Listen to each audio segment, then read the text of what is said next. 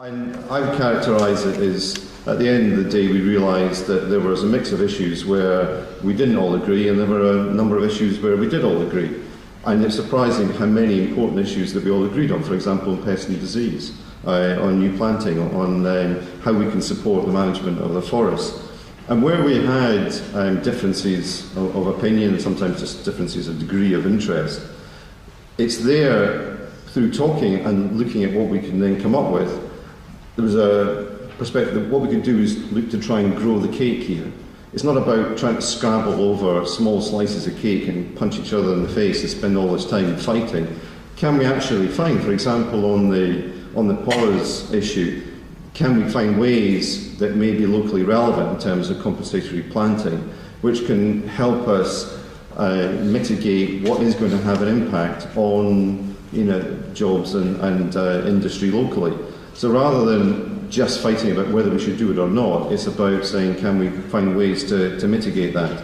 So I find that extremely useful. But what I'm going to focus on anyway is economic growth and green jobs. And as I promised I was going to rush through, I think I probably used up 3 or 4 minutes already and not even started my presentation. So I will start finish where I didn't start. Okay, right. We'll see here the Cabinet, and this was a picture taken on the 5th of September. The man on the left is Owen Paterson, so at least we all know what he looks like. Sorry, I shouldn't make a cheap jibe like that.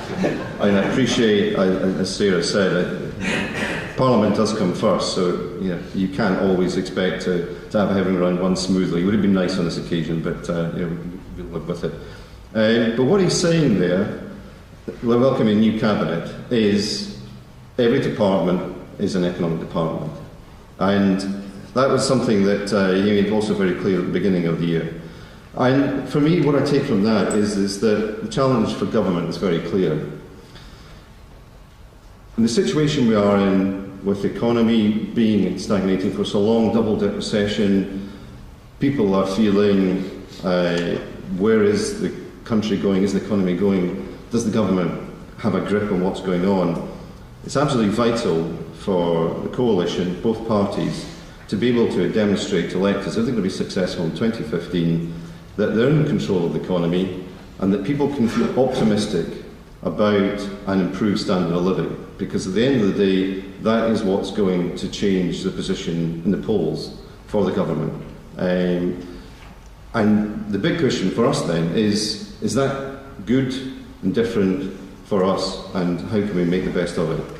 For me, I think we've got the only industry out there that does tick all those boxes.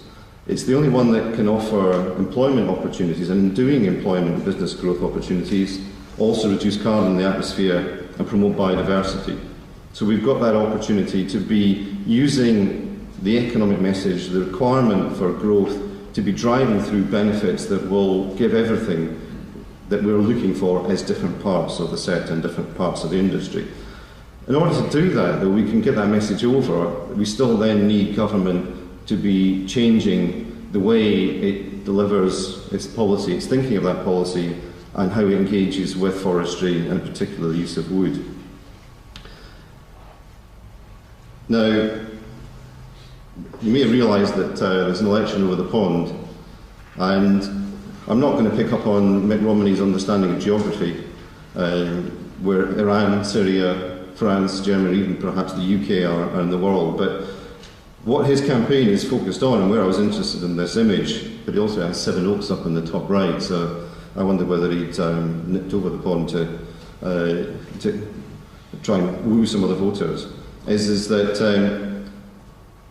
they're fundamentally making the point we've got to get the economy right. We need to have that three-legged stool. We all accept that sustainability is a three-legged stool, and what he's saying there is if the one doesn't work, and that's the economic one, then you can't sit on it. So government strategies we've seen in the past have contained that recognition of the economic leg. They've made all these important points about the fact that you need to underpin forestry with financial sustainability. There's an important role for industry and jobs and downstream wood use. But the experience that I have is that when it comes to delivering those actions on the ground, It's those actions that don't seem to get the same drive, they don't get the same effort being delivered on those than there are on other elements of the government strategy. So you might have a government strategy like the panel report, which is all-encompassing, but it's where that effort then goes in, and it's not been going in there in the past. And I think, for me, it's important that we have that change. Keeping the theme over the point, I think we're all aware that that was the fundamental point that Bill Clinton had on his desk to remind him of what people were looking for. And the question is for me is are we getting that message over? Is that message actually, am I just saying economics will drive this through, but it's not really going to work in practice? And it was interesting for me then, talking with an old lag from the Forestry Commission, somebody I've been around for a long time, actually got on really well with, and has been very supportive of Confor. But talking about this, he was saying, well, look, you know, at the end of the day, surely DEFRA ministers are just want to hear about biodiversity and access. We can talk about all these things, but really that's just what their interest is. And I don't believe that's the case. I think that there is an understanding that you can deliver biodiversity and access through a new approach, and it is looking at the economic elements. So a way which chimes with government's objectives, but allows us to deliver all those benefits. And in the theme of, is this about just picking up one element of the report, or is it about embracing the whole thing? I think what we're looking at with the green economy, with the opportunities that are there, is that we can deliver a common aspirations. So for me, sort of setting those out very quickly, I hope we would all agree that we're looking for public policy and action moving forward to cover all woodland. What I mean by that is that, as I say in the past, I think government has had a desire to be engaging with all the woodland of England and trying to deliver all these benefits across all the different interest groups, but it hasn't been able to do that. The measures that have come forward are necessarily limited because government's only got so much money it's prepared to spend in there, for example. The resources out there, physical resources limited. We've got to come up with something which allows us to engage and support all woodland. In doing that, what we want to ensure is there's more woodland, more of that is well managed. And as we've heard, the panel had put forward a 50% increase in woodland area, and that the area under a UK Forest Standard compliant management plan, that's the definition of management, increases from 50 to 80%, very ambitious. We want more employment, we want less carbon in the atmosphere, we want greater biodiversity, we want more opportunities, stressing opportunities for people to enjoy woodland. And we want all those good things to be secure for the future. Not that somebody comes in and says, let's have more of them, but then we deliver them through a way that doesn't last. So it's not about saying, here's a grant which will allow you to provide tracks, access, and all the rest of it for people, but then when the grant runs out, you're not going to keep providing these things, you're not going to keep the signage, you're not going to be cutting the tracks, and then the access disappears. How can we find more effective ways forward?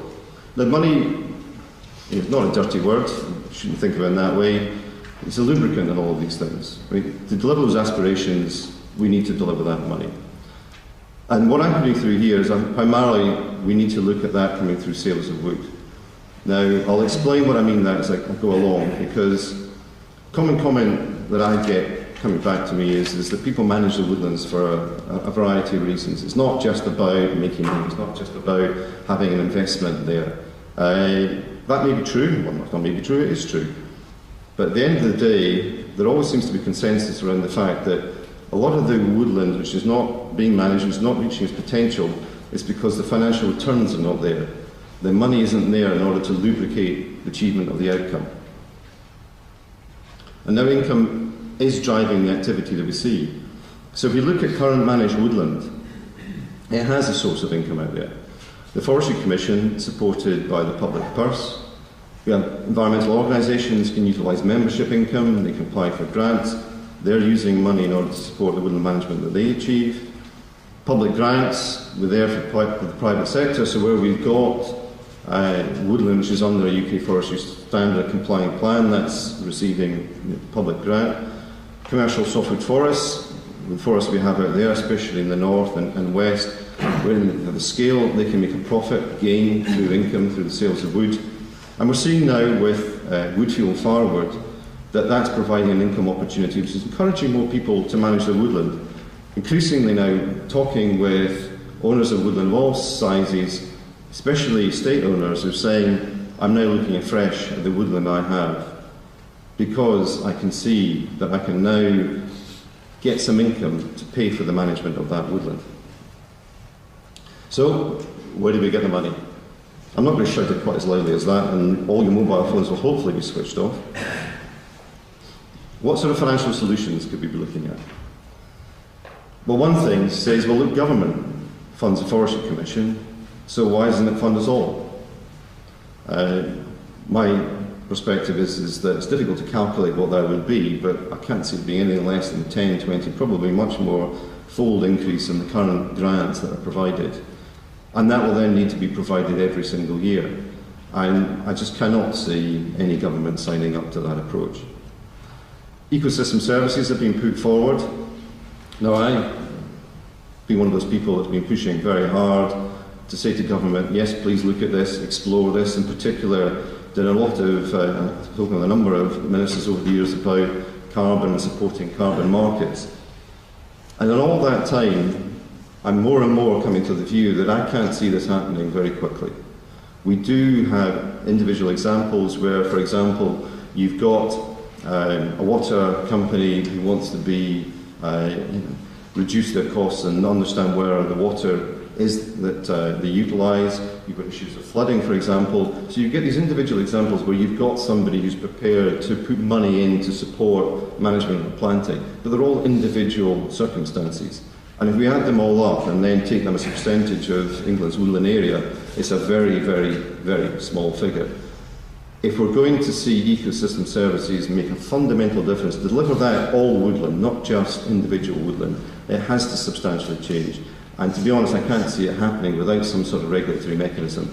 And if you've got a regulatory mechanism, that's always very difficult to apply, especially in the current economic environment. Speaking to somebody who's got more expertise on this, has dealt with it, they reckon a decade or more before this could really take off, if it ever comes and achieves the level of ambition we have. And we can't wait for that. We can't have a report which comes out in January and which says ecosystem services is the way forward, keep waiting. It's going to be fantastic, but we're not going to deliver it now. And just go back home, keep trying to manage your woodland, keep trying to make everything work. This is going to be fantastic. Can't tell you when. I really would not want a report which said that. Could it be the EU? Well, funding for land management is reducing.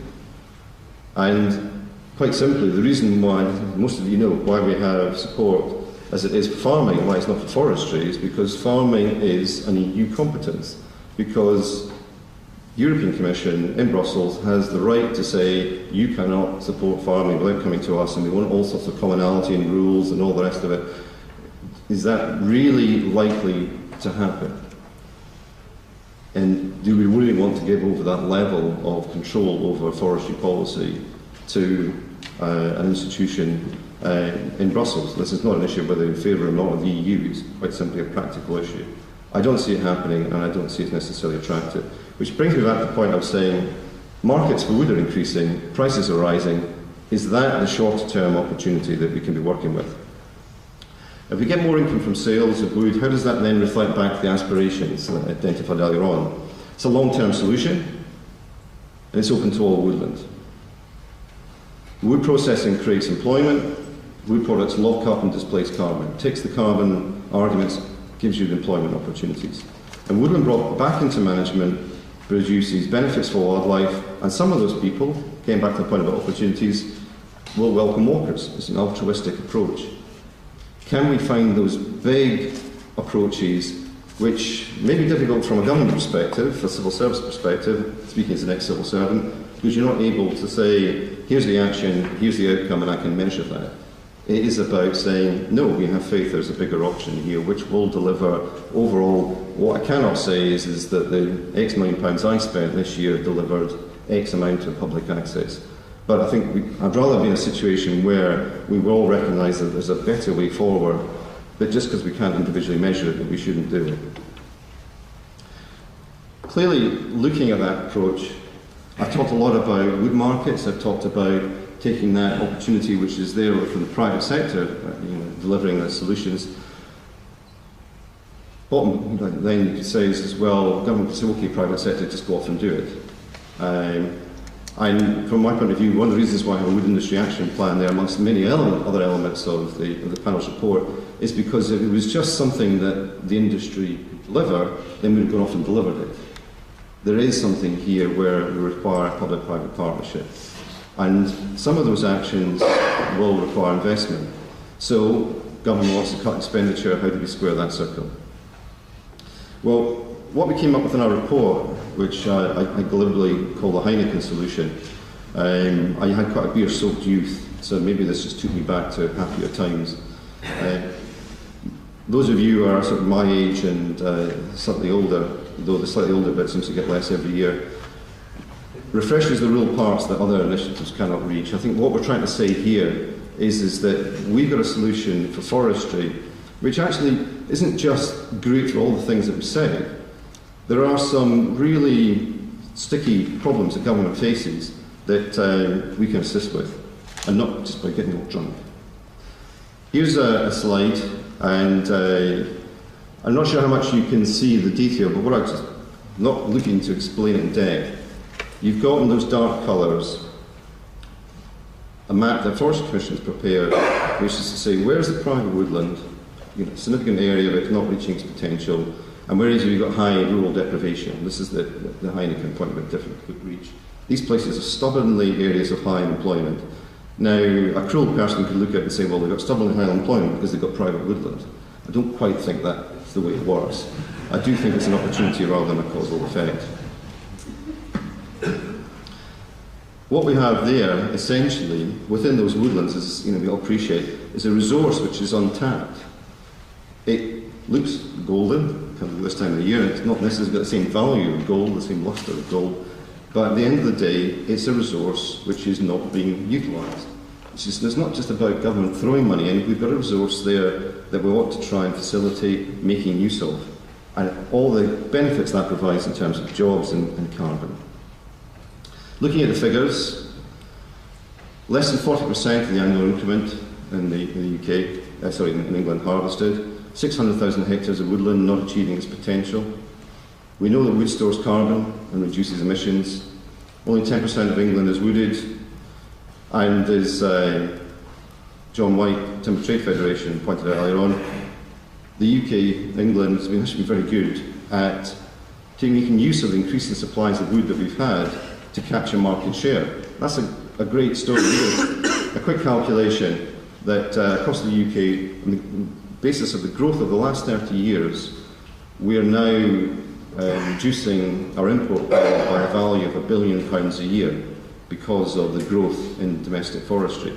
Now, you look at that and think, well, that's all great, but the point is that graph has gone that way, but it's now going to start to go like that because of issues of lack of supply and lack of confidence about security of supply. So it's been a great story, but it's in danger of heading the wrong way. So we produced a report prompted on the back of David Cameron's first statement about every department being a growth department back in January. And we thought, well, what's the potential to 2020 to create employment? A lot of focus on employment.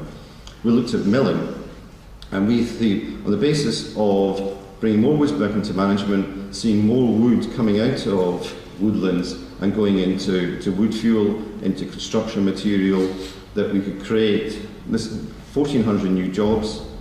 Within the woodland management element of that, 1,660 new jobs.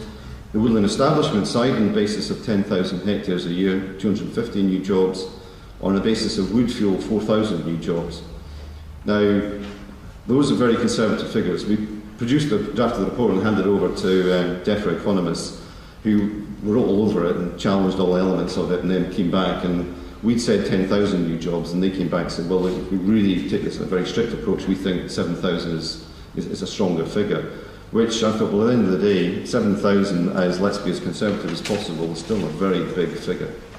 And in practice, we think there's a great opportunity to achieve more than that.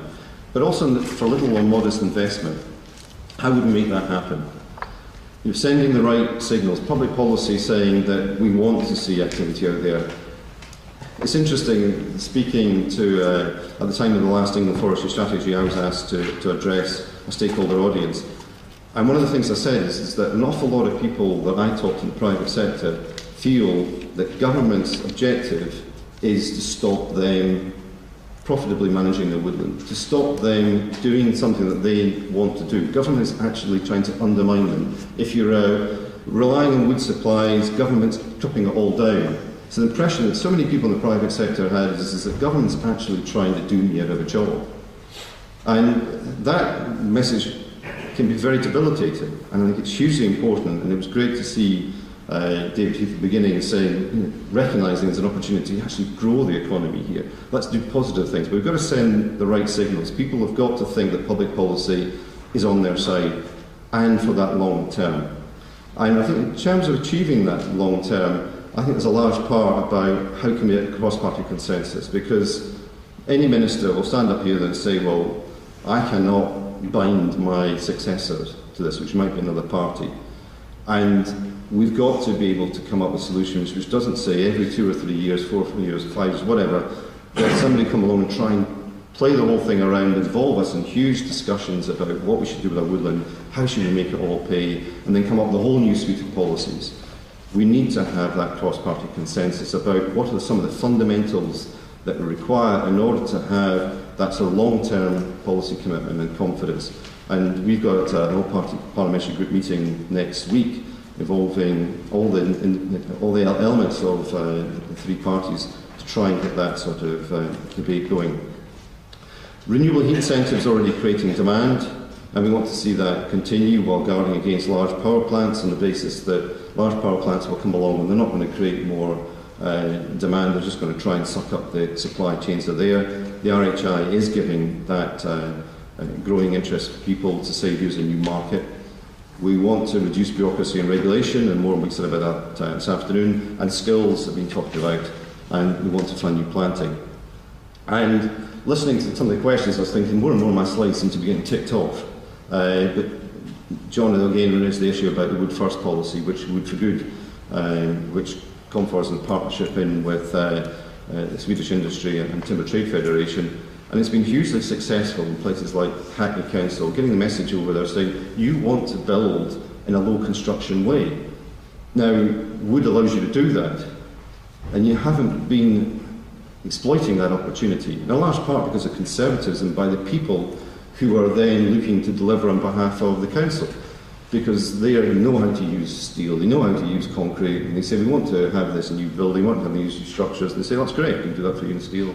I know all the tolerances, I know all the issues, I know all the suppliers, and we know how to get hold of all the contractors. And then you have a building like Bridport House being built, which you then find is delivered if there was a fantastic solution, and then suddenly you talk to people who live there and say, well, this is really great, we really like it, and you get benefits that you didn't appreciate. So people are saying, where I used to live, it was noisy. We got noise coming through from our common heating systems on the pipes, and then people saying, well, it's really much quieter here. You get the guys who are putting in the lift shaft who say, every time we put in a lift shaft in a concrete building, we spend so much time getting the tracking right and all the rest of it. This building, we went in, we put it in, and everything was straight, and the lift worked. And then you get people who say, well, we've got to develop this, and when we're developing, we've got to have carbon reduction mechanisms built in. So we would expect a place like this to put on photovoltaics on the roof. And that would cost us a lot of money, and then these things are going to break down, and when they break down, we can't bother doing anything with them. And so all these carbon reduction measures that they expensively put in, they didn't want to do, but they're required to do, and they're ineffective. They were able then to say, well, look, the carbon in the house, in the structure, that's the carbon solution. So suddenly everybody's going, this was really, really good. And then you get everybody together around the table and say, well, why don't we have more of this? And the people who supply this think, well, actually, I know I work with steel, concrete and all this, so I don't want to be saying, it's a difficult decision, they don't want to do it. You've got to drive it, and Hackney Council will recognise that and drive it. What we want to do, I think it's a real important role for central government to work with us to say, how do we drive that approach elsewhere? How do we create more of that market for wood? Because the investments we're talking about are excellent value. What we worked out is £20 million for over 8 years to deliver that, and a significant element of that cost is on the new planting side. And it's interesting, Sarah, the figures that you worked about delivering that 5% increase in area and how much it would cost.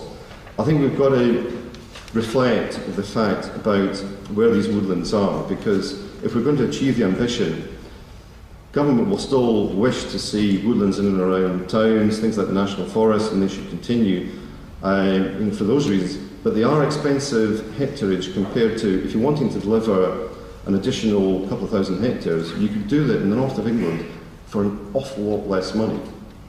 And it will deliver on your timber outcomes, it will deliver on rural employment outcomes, it will deliver on carbon outcomes. So for me, again, it comes back to that starting point about we have aspirations to deliver on various areas. We are delivering some, we're not delivering others, and actually they might be more attractive than we thought. So we need to deliver all of those. Create those 7 jobs, reduce millions of tonnes of carbon, and promote that biodiversity. And out there, we've seen the Green Investment Bank capitalise with £3 billion. It's interested in wood fuel, it should also be interested in wooden construction. Government recently announcing a further £1 billion to boost growth. And then you see things like West Midlands recently, Regional Growth Fund, seeing £28 million creating 2,200 jobs. And that was then seen as huge value for money. We've got something which is even better value for money. Now, everybody likes a celebrity endorsement. I'm not sure whether he's a celebrity, but Chief Secretary of the Treasury, we took the report that we prepared and met with him, and he didn't quite love it. I mean, that's a bit of an exaggeration, but he did really like it, and he was very, very interested, and it entirely opened his eyes to it. And I'm hoping what he's doing there is mapping out that land and just checking how many trees he can get on there, because that's what we want to see happening next. Thank you very much.